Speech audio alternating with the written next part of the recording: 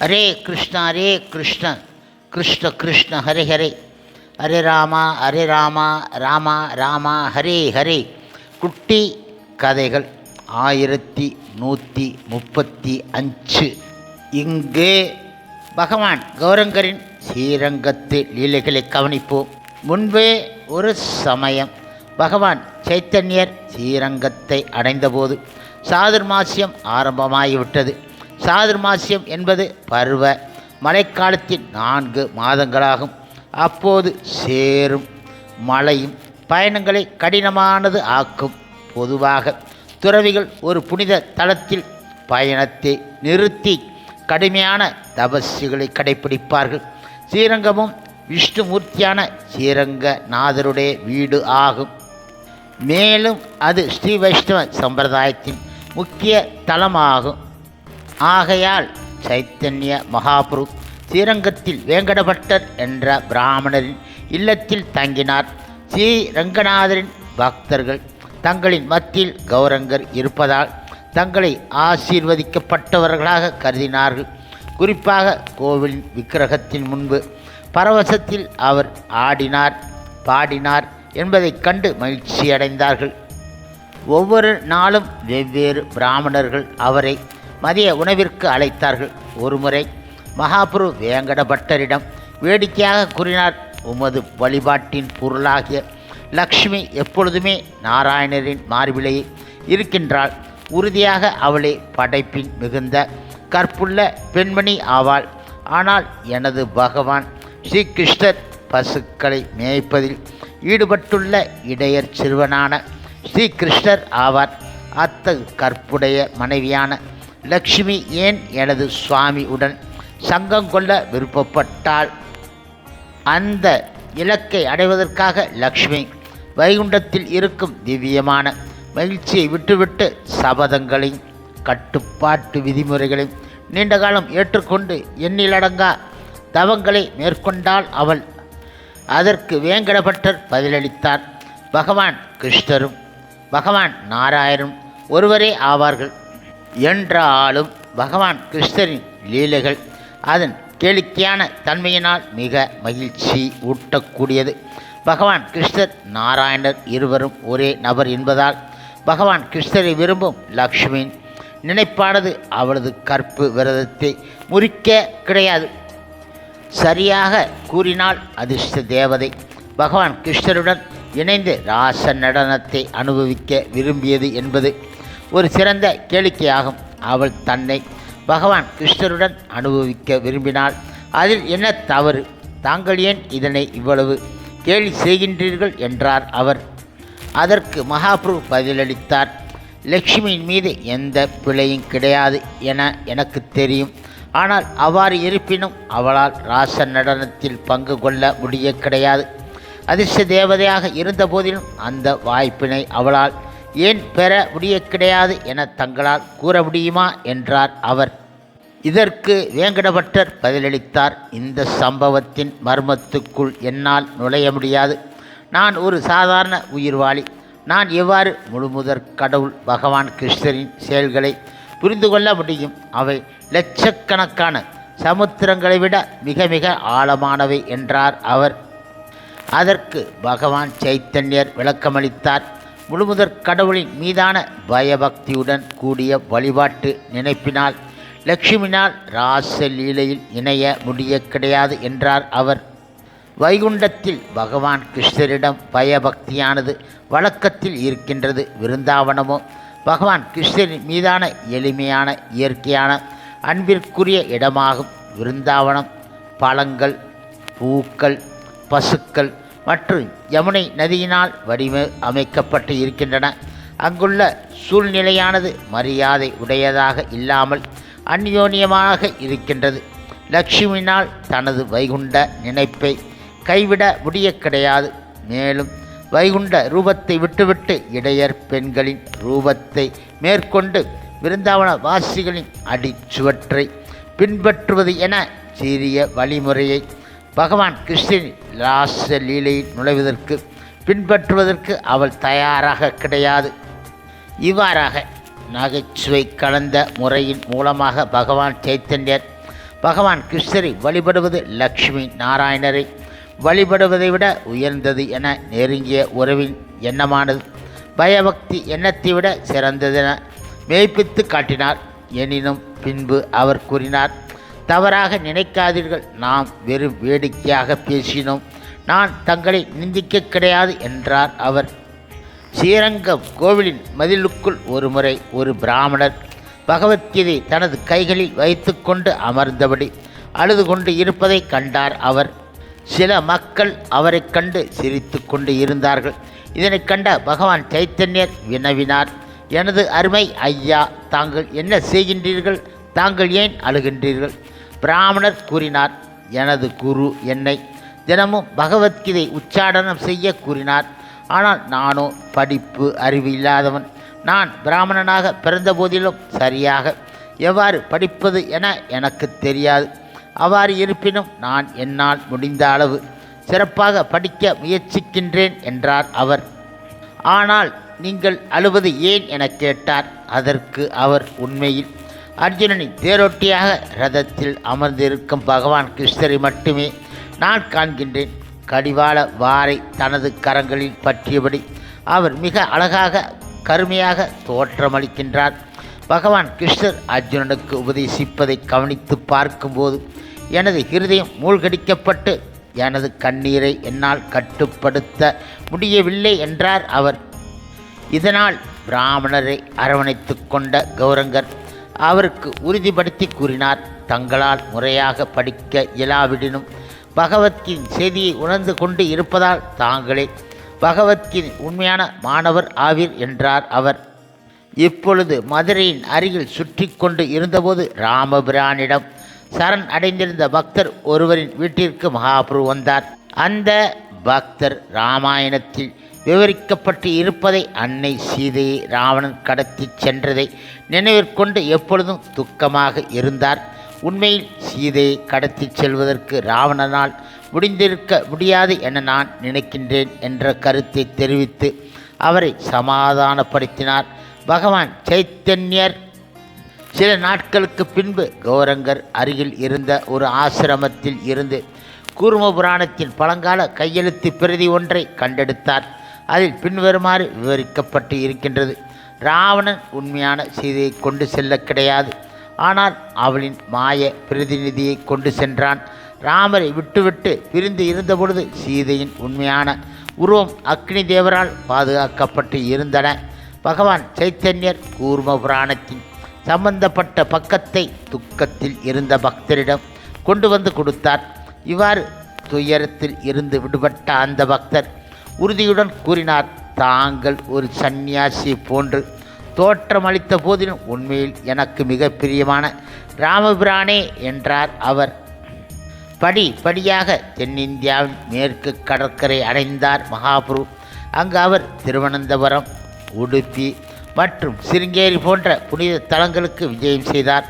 கருப்பு தந்திர கலைகளை கைவசம் கொண்டு இருந்த நாடோடி சமூகத்தை சார்ந்த பட்டதாரிகள் எனப்படும் கூட்டத்தைச் சேர்ந்தோர் காலா கிருஷ்ணதாசரின் மனதை பெண்களை கொண்டு வசீகரித்து தங்களின் கையகப்படுத்தி விட்டார்கள். மகாபிரபு தனது சேவகனை மீட்கச் சென்றபோது பட்டதாரிகள் அவரை தாக்கிவிட்டார்கள். ஆனால் அவர்கள் எய்த ஆயுதங்கள் திரும்பி வந்து அவர்களது சொந்த சரீரங்களை தாக்கின. மகாபிரபு பின்பு காலா கிருஷ்ணதாசரின் முடியை பற்றி வலுக்கட்டாயமாக மீண்டும் தனது சங்கத்திற்கு இழுத்துச் சென்று விட்டார். கிருஷ்ண உணர்வில் போதுமான அளவு தீவிரம் இல்லையென்றால் பரமபுருஷர் முழுமுதற் கடவுளின் அந்தரங்க சங்கத்தில் இருக்க நேரிட்டாலும் ஒரு மனிதன் மாயைக்கு கீழ்ப்படிய நேர் இடலாம் என்பதை இந்த சம்பவம் குறிக்கின்றது. 2 வருடங்களுக்கு பின்பு ஸ்ரீ சைத்தன்ய மகாபிரபு பூரிக்கு திரும்பி வந்தபோது அவரது பக்தர்கள் தங்களது வாழ்வை மீண்டும் பெற்றது போல் உணர்ந்தார்கள். பகவான் சைத்தன்யர் முதலில் நித்யானந்தர், ஜெகதானந்தர், முகுந்தர் மற்றும் சர்வபௌம பட்டாச்சாரியர் சந்தித்தார். அவர் சர்வபௌமரிடம் தெரிவித்தார், நான் பல புனித தலங்களுக்கு விஜயம் செய்து பல சாதுக்களை சந்தித்தேன். ஆனால் நான் ராமானந்தராயரை போன்ற உயர் குணங்களை கொண்ட வேறு எவரையும் சந்திக்க இயலவில்லை. அவருடன் கிருஷ்ண கதையை உரையாடியதன் மூலம் நான் மிக்க ஞானமும் பரவசம் அடைந்தேன் என்றார் அவர். பகவான் சைத்தன்யருக்காக சர்வபௌமர் மன்னரின் குருவான காசி மிஸ்ராவின் வீட்டில் ஒரு அறையை அமைத்து கொடுத்தார்.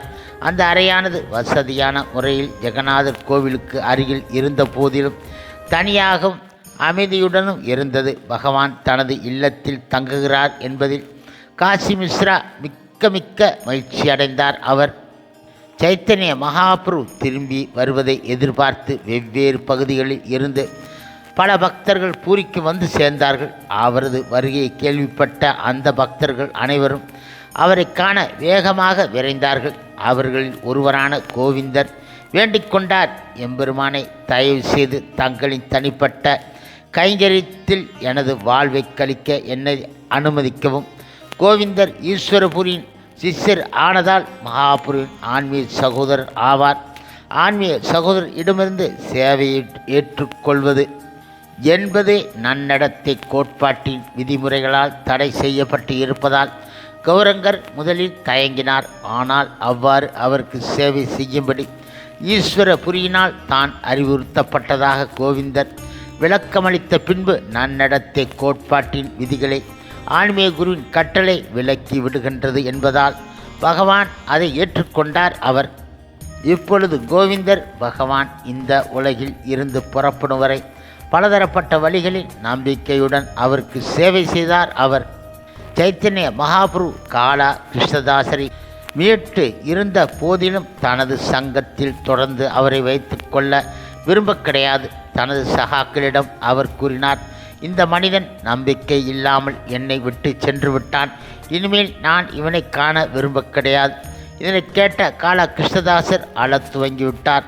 ஆனால் பகவான் நித்யானந்தரால் தலைமை தாங்கப்பட்ட பக்தர்கள் காலா கிருஷ்ணதாசர் தொடர்ந்து பக்தி சேவையில் ஈடுபடுவதற்கான ஒரு வழியை கண்டுபிடித்தார்கள். அவர்கள் சைத்தன்ய மகாபிரபு அனுமதியை பெற்று அவர்கள் காலா கிருஷ்ணதாசரை வங்காளத்திற்கு அங்குள்ள பக்தர்களிடம் பகவான் திரும்பி வந்துவிட்டதையும் அவரை காண பூரிக்கு அந்த பக்தர்கள் வருகை புரியலாம் என அறிவிப்பதற்காக அனுப்பி வைத்தார்கள். விஸ்வம்பரர் சந்நியாசம் ஏற்றபொழுது நவதீப்பை சார்ந்த புருஷோத்தம ஆச்சாரியன் வீட்டை விட்டு வெளியேறி வாரணாசிக்கு சென்று தானே அங்கு சந்நியாசம் ஏற்றுக்கொண்டார். சில காலத்திற்கு பின்பு அவர் பூரிக்கு வந்தார். தற்போது சுவரூபர் என்று அறியப்பட்ட அவர் தன்னை சைத்தன்ய மகாபுருவிடம் அர்ப்பணித்து கொண்டார். கௌரங்கர் அவரை மகிழ்ச்சியுடன் வரவேற்று அவரது சந்நியாச பெயருடன் தாமோதர் என்ற பெயரில் இணைத்து கொண்டார். ஸ்வரூப் தாமோதர் பகவானுடன் தொடர்ந்து தங்கினார் மற்றும் அவரது மிக இரகசிய அங்கத்தினர் ஆகிவிட்டார். அவர் ஸ்வரூப் தாமோதர் ஒரு மிக கற்று அறிந்த பண்டிதர் மற்றும் சைத்தன்ய மகாபுரு சாதகரில் தலை சிறந்த அதிகாரம் உடையவராவார். சில சமயங்களில் மற்ற பக்தர்கள் தத்துவங்களில் தவறான கருத்துக்களை கொண்டு இருந்த பொழுது ஸ்வரூப் தாமோதர் ஒருபோதும் குழப்பம் அடையாமல் மற்றவர் தவறுகளை சரி செய்தார். பகவான் சைத்தன்யன் மன எழுச்சிகளை உள்ளூர உணர்ந்து அறிந்து பகவானின் பக்தி எண்ணத்தை தூண்டும்படியான இரகசியமான பக்தி பாடல்களை இனிமையாக பாடும் அளவிற்கு அவர் பகவானிடம் நெருக்கமாக இருந்தார். அவர் ஒரிசாவின் மன்னராக இருந்த பிரதாப ருத்ரா மகாராஜா பகவான் சைத்தன்யன் வியக்கத்தக்க செயல்களையும் ஆழ்ந்த பக்தியும் பற்றி கேள்விப்பட்ட பொழுது அவரை காண மிகுந்த ஆவல் உடையவர் ஆனார். ஆனால் சக்கரவர்த்தியுடன் இணைவது என்பது ஒரு சந்நியாசிக்கு தகுந்தது கிடையாது என கருதிய சைத்தன்ய மகாபிரபு அவரை காண மறுத்து பிரகடனம் செய்தார். அவர் அந்தோ பரிதாபம் பௌதிய சமுத்திரத்தை கடந்து தட தூண்டுதல்கள் இல்லாமல் பகவானின் திவ்யமான அன்பு சேவையில் ஈடுபடுவதற்கு தீவிரமாக விருப்பம் கொண்டு இருக்கும் ஒருவனுக்கு புலன் நுகர்ச்சியில் ஈடுபட்டு இருக்கும் ஒரு பௌதியவாதியை காண்பது, அதே போன்ற விருப்பம் கொண்ட பெண்ணை காண்பது விஷத்தை விரும்பி அருந்துவதைக் காட்டிலும் இழிவானது ஆகும் என்றார் அவர். பெருத்த ஏமாற்றம் அடைந்த மன்னர் சர்வபௌம பட்டாச்சாரியரை ராமானந்த ராயரை மீண்டும் மீண்டும் பகவான் சைத்தன்யரிடம் தனக்கு ஒரு தரிசனம் அளிக்க வேண்டும்படி வலியுறுத்தினார். ஆனால் அவர் எந்த அளவிற்கு பகவானை சந்திக்க ஆவலுடன் இருந்தாரோ அதே அளவிற்கு பகவான் முடியாது என்பதில் பிடிவாதமாக இருந்தார்.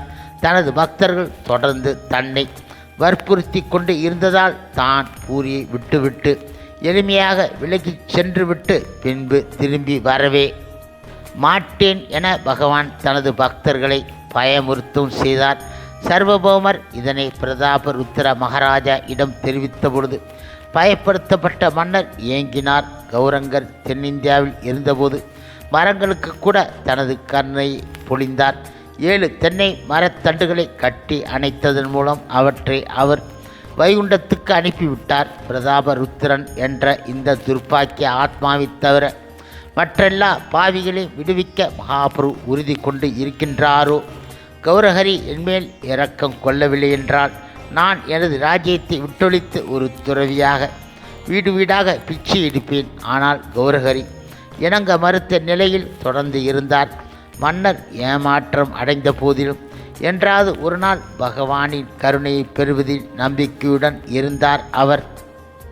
இப்பொழுது கௌரங்கர் பூரியை தனது வாசஸ்தலமாக கொண்ட பின்பு அவரது கிரகஸ்த பக்தரில் பெரும்பாலோர் ரத யாத்திரை சமயத்தின் போது அவரை காண வருடாந்திர யாத்திரை மேற்கொள்வார்கள். ரத யாத்திரை என்பது பகவான் ஜெகநாதர் தனது கோவிலை விட்டுவிட்டு வெளியே வந்து குண்டிச்சா என்று அழைக்கப்படும் மற்றொரு கோவிலுக்கு பெரிய ரதத்தினால் இழுத்துச் செல்லப்படக்கூடிய மழைக்காலத்தின் போது நடைபெறும் பிரபலமான விழா ஆகும்.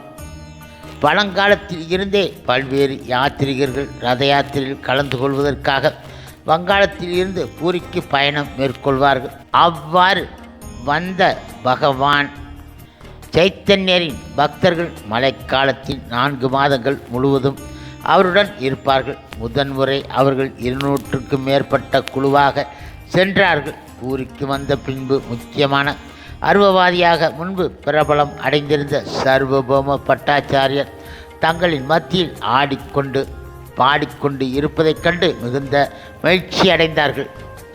மகாராஜா பிரதாபருத்திரர் பக்தர்களை தனக்கு அடையாளம் காண்பிக்க கோரி வினவினார். எனவே கோபிநாத ஆச்சாரியர் அவரை அரண்மனையின் கூரைக்கு அழைத்துச் சென்றார். அரண்மனையின் கூரையில் இருந்த புனித திருநாமங்களை பூரியின் வீதிகளில் பாடிக்கொண்டு இருந்த பக்தர்களை அவர்களால் காண முடிந்தது. அனைத்து முக்கிய பக்தர்களையும் கோபிநாத ஆச்சாரியர் மன்னருக்கு அடையாளம் காண்பித்தார். அவர்களது உடலின் தேஜஸையும் அசாதாரணமான ஊக்கத்துடன் அவர்கள் ஹரே கிருஷ்ணா என்று உச்சரிப்பதை கண்டவுடன் மன்னர் திகைப்பு அடைந்து விட்டார். அவர் பல கீர்த்தனங்களை கேட்டு இருந்தார். ஆயினும் இந்த கீர்த்தனமானது அவரது உடலின் உரோமங்கள் சிலிக்கச் செய்தன. இவ்வாறாக கௌரங்கரை சந்திக்கும் அவரது ஆவல் மேலும் மேலும் அதிகரித்தது. குறுகிய காலத்திற்கு பின்பு வங்காளத்தில் இருந்து ஹரிதாச தாக்குரா வந்தடைந்தார். புகழ்பெற்ற பக்தராக இருந்த போதிலும் இஸ்லாமிய குடும்பத்தில் பிறந்த காரணத்தினால் ஹரிதாசர் ஜெகநாதரின் கோவிலுக்குள் நுழைய அனுமதிக்கப்பட கிடையாது. எனவே மகாபுரு அவருக்காக ஒரு அறையை ஏற்பாடு செய்தார். அந்த அறையில் இருந்து அவரால் ஜெகநாதர் கோவிலின் சக்கரத்தை காணவும் தனது வந்தனங்களை அர்ப்பணிக்கவும் முடிந்தது. பகவான் ஜெகநாதரின் மகாபிரசாதம் தினமும் அவருக்கு கொண்டு செல்லப்படுவதற்கு மகாபுரு ஏற்பாடு செய்தார். மேலும் ஜெகநாதரை கோவிலில் காண ஹரிதாஸ் தாக்கூரர் அனுமதி அளிக்கப்படாவிடினும் ஜெகநாதர் தானே முன்வந்து தினமும் அவரை சந்திப்பார் தனது சைத்தன்ய ரூபத்தில். இவ்வாறாக முழுமையாக சரண் அடைந்த பக்தர் ஒருவர் பகவானை காண செல்வதற்கு தடை செய்யப்பட்டு இருந்தன. இருப்பினும் பகவான் அவரை காண வருவார் என்பதை மெய்ப்பித்து காண்பித்தார். முழுமுதற் கடவுள் மற்றும் பரம புருஷ பகவான் ஸ்ரீ கிருஷ்ணரின் தூய பக்தரான ஹரிதாசரை சந்திக்கத்தானே சென்ற போதிலும் மகாராஜா பிரதாப ருத்திரருக்கு தரிசனம் அளிக்க பகவான் அனுமதி அளிக்காமலே இருந்தார். இதை தாங்க இயலாத மன்னர் ராமானந்த ராயரிடம் ஒரு தரிசனத்திற்கு ஏற்பாடு செய்யுமாறு தொடர்ந்து வேண்டிக் கொண்டு இருந்தார். அவர் பிரதாப ருத்திரின் திவ்யமான குணங்களை தொடர்ந்து மெச்சியதன் மூலம் இந்த சக்கரவர்த்தி ஒரு சாதாரண பௌதியவாதி கிடையாது, ஆனால் உண்மையில் ஒரு தீவிரமான பக்தர் என சைத்தன்ய மகாபுரு ராமானந்த ராயரால் படிப்படியாக நம்பச் செய்ய முடிந்தன. பகவானின் நிலை படிப்படியாக மிருதுவான போதிலும் சக்கரவர்த்தி சந்திப்பதில் தொடர்ந்து எச்சரிக்கையுடன் இருந்தார். அவ்வாறு இருப்பினும் நித்யானந்தரின் வேண்டுகோளும் அதற்கு இணங்கிய கௌரங்கர் தான் அணிந்திருந்த துணியின் ரூபத்தில் தனது கருணையை மகாராஜா பிரதாப ருத்திரருக்கு அனுப்பி வைத்தார். மகாராஜர் பிரதாப ருத்திரர் பகவானின் ஆடைகளை ஸ்வயம் பகவானை போன்று வழிபட ஆரம்பித்தார். அதன் பின்பு மகாபிரபு கூறினார், வெளிப்படுத்தப்பட்ட சாஸ்திரங்களின் கருத்துப்படி மகன் தந்தையை பிரதிபலிக்கிறான். எனவே இளவரசன் என்னை சந்திப்பது என்பது மன்னர் என்னிடம் வருவதை போன்றதாகும். பக்தர்கள் மன்னரின் இளைய மகனை பகவான் சைத்தன்யரிடம் கொண்டு வந்தார்கள். அந்த சிறுவன் அழகாக கருமை நிற மேனியுடன் பெரிய கண்களை கொண்டு இருந்தான். அவன் மஞ்சள் நிற துணியை அணிந்திருந்தான் மற்றும் அவனது உடல் இரத்தின ஆபரணங்களால் அலங்கரிக்கப்பட்டு இருந்தன. அதனை கண்டவுடன் கிருஷ்ணரை நினைவு கூர்ந்த கௌரங்கர் அந்த இளம் சிறுவனை கட்டி அணைத்து கொண்டார். இந்த நிகழ்ச்சி மகாராஜா பிரதாப ருத்திரரை ஓரளவு திருப்திப்படுத்திய போதிலும் சைத்தன்ய மகாபிரபு நேரடி தரிசனத்திற்கு அவர் ஆவல் கொண்டு இருந்தார். பகவான் ஜெகநாதின் வருகைக்கு தயார் செய்வதற்காக குண்டிச்சா கோவிலை சுத்தம் செய்வதுடன் ரத யாத்திரை விழா துவங்கியது. ஒவ்வொரு வருடமும் பகவான் சைத்தன்யர் இந்த சேவை தனது சகாக்களுடன் இணைந்து செய்தார். நூற்றுக்கணக்கான துடைப்பங்களையும் நீர்ப்பானையில் எடுத்துக்கொண்டு அவர்கள் கோவிலையும் அதன் சுற்றுப்புற பகுதிகளையும் முழுமையாக 2 முறை கூட்டிவிட்டு நீரை எல்லா இடங்களில் ஊற்றி கோவிலின் உட்புறம் வெளிப்புறம் சுத்தம் செய்தார்கள். இருதயத்துக்குள் நுழைவதற்கான அழைப்பை கிருஷ்ணர் ஏற்றுக்கொள்வதற்கு முன்பு அதில் உள்ள ஒவ்வொரு அசுத்த பொருட்களையும் ஒரு பக்தன் கண்டிப்பாக களைய வேண்டும் என்பதை இந்த லீலையின் மூலமாக பகவான் சைத்தன்யர் மெய்ப்பித்தார். அவர் ஹரே கிருஷ்ண கிருஷ்ண கிருஷ்ண ஹரே ஹரே, ஹரே ராமா ராமா ராமா ஹரே ஹரே. சில பிரபுபாதரின் சேவையில் இஸ்கான் பக்தர்கள்